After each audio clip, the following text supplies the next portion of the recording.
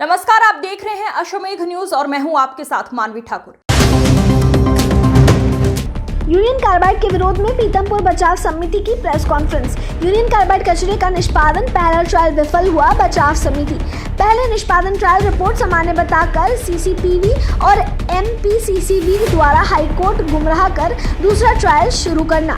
Union carbide कचरे का निष्पादन रिपोर्ट एमपीसीसीबी के द्वारा जारी की गई थी। यूनियन कार्बाइड कचरे का निष्पादन का दूसरा ट्रायल चल रहा है। एमपीसीसीबी ने पहले ट्रायल के ओसिम्स के दौरान स्टेक 01, स्टेक 02 इंसिनेटर का तापमान नहीं बताना। 3 मार्च को ओसिम्स के दौरान 100 से भी कम तापमान बताया गया। पीतमपुर बचाव समिति एक फिर कोर्ट की शरण में पहुंची। 11 लोगों का स्वीकृत पत्र कोर्ट को दिखाया गया। ऐसे झूठे स्वीकृत पत्र लाने वाले अधिकारियों के खिलाफ एफआईआर दर्ज हो। कोर्ट में पहले ट्रायल कचरे के निष्पादन के दौरान हजारों लीटर पानी का उपयोग हुआ, उसकी रिपोर्ट नहीं बताई गई। न्यायालय को किया जा रहा है गुमराह। हाँ जी, देखिए, हम तारपुरा में जो इंसिनरेटर है, उस इंसिनरेटर में यूनियन कार्बाइड के जहरीले कचरे को जलाने का विरोध कर रहे हैं। हमारा विरोध तथ्यात्मक है और हम माननीय न्यायालय के सामने जाकर समक्ष पेश होकर तथ्यों के साथ में ये मांग करेंगे कि वो कचरा वहां ना जलाया जाए।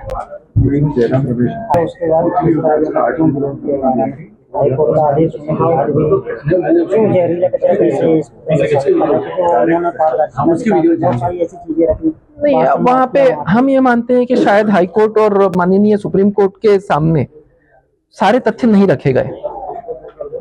हमारा बहुत स्ट्रांगली ये बिलीफ है, और अगर ऐसे कचरे रखे गए तो 27/1/2024 को जब Madhya Pradesh pollution control board ने उस इंसिनरेटर सेंटर को एक शो कॉज नोटिस जारी किया कि आपका पानी आकर बालकेश्वर टेम्पल और वहां पे पास की जो ड्रिंकिंग वाटर का सोर्स है उसके अंदर मिलावटी पाया जा रहा है, आप पंप लगा के उसको वापस वहां पे लेके जाइए और हमें ये बताइए कि आपकी फैसिलिटी में ये क्यों है, और ये बताएं कि आपके विरुद्ध वैधानिक कार्रवाई क्यों न की जाए। तब भी वो सामने नहीं आया, और उसके 1 महीने बाद उन्होंने उसी का रिमाइंडर वापस उन्हीं सभी लोगों को भेजा कि इस पे आपने क्यों कार्रवाई नहीं की। अभी कचरा जलाने का कार्यक्रम तो शुरू हो गया है। जी हाँ, अभी इससे कोई इफेक्ट पड़ा वहाँ आसपास? आसपास के जो रहवासी हैं उनकी आंखों में, कान में और गले में बहुत ज्यादा जलन हो रही है, जो कि भोपाल में जो त्रासदी हुई थी उस समय भी लोगों को ऐसी ही चीजें, ऐसे ही सिम्टम्स सामने आए थे। ऐसा कोई डेटा भी आया है क्या? डेटा नहीं आया है अभी, परंतु हमारे साथी जो हम हैं, हम तारपुरा के ही रहवासी हैं और हमारे परिवार के लोगों को ये परेशानी आ रही है। तो हमने गांव में जाकर ये बात सीधी बिल्कुल गांव के लोगों से फर्स्ट हैंड इंफॉर्मेशन हमने ली है। इसका डेटा सामने आने में समय लग सकता है।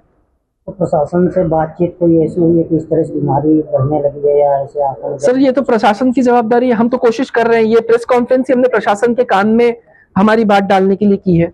आगे अगला कदम क्या रहेगा? अगला कदम हम कोर्ट में जा रहे हैं, माननीय न्यायालय के सामने।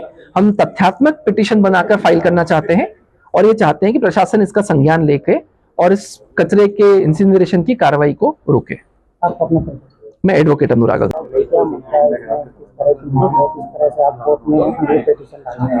जैसा कि माननीय न्यायालय का आदेश था कि यूनियन कार्बाइड का जहरीले कचरे का ट्रायल रन किया जाए, तो उस हिसाब से इन्होंने ट्रायल रन करा। हमारा तो ये था, लेकिन ट्रायल रन के पहले ही ट्रायल में कहीं ना कहीं भाई उसमें जो मानक दर है MP 2.5 और सल्फर डाइऑक्साइड और हाइड्रोजन फ्लोराइड की मात्रा बढ़ गई। इसकी शिकायत हमने करने के बाद हमें तत्काल मध्य प्रदेश पोल्यूशन बोर्ड की तरफ से जवाब आता है हमें संबोधित करते हुए कि भाई हमारा इंसिनेटर का पट्टा टूट गया था, ड्रायर बंद हो गया था और ड्रायर की मोटर बंद हो गई थी। उस समय कहीं ना कहीं प्रदूषण कहीं ना कहीं एग्जैक्टली बढ़ गया था। भाई उस समय प्रदूषण बोर्ड ने ये डिक्लेयर नहीं करा कि भाई डॉक्सिन और फ्यूरान की क्या कंडीशन है और हजारों लीटर पानी कहाँ गया, वो आपने जो यूज करा उसका स्टोरेज क्या किया, वो अभी तक आपका कोई डिक्लेरेशन नहीं। और मध्य प्रदेश पोल्यूशन बोर्ड माननीय न्यायालय को रिपोर्ट पेश करके गलत आंकड़े देके कहीं ना कहीं गुमराह कर रही है।